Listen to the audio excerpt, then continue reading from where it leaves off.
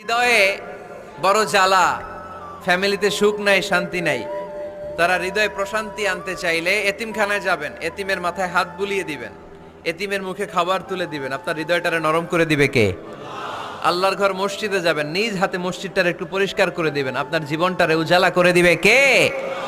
তাহলে এগুলো করার মাধ্যমে আমরা মসজিদের আবাদ করতে চাই। আমরা মসজিদের আবাদকারী হতে চাই কি চাই না?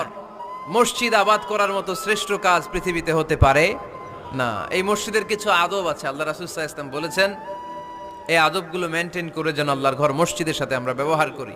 মসজিদের এক নম্বর আদব হচ্ছে মসজিদে ওযুর সাথে প্রবেশ করা। কিসের সাথে? ওযু করে পরিচ্ছন্ন হয়ে মসজিদে প্রবেশ করা। এজন্য অপবিত্র অবস্থায় গোসল ফরজ, এরকম অবস্থায় মসজিদে ঢোকা যাবে? কথা বলেন, ঢোকা যায়? যেই নারীদের মাসিক চলতেছে, মেনস্ট্রুয়েশনাল পিরিয়ড চলতেছে, ওই নারী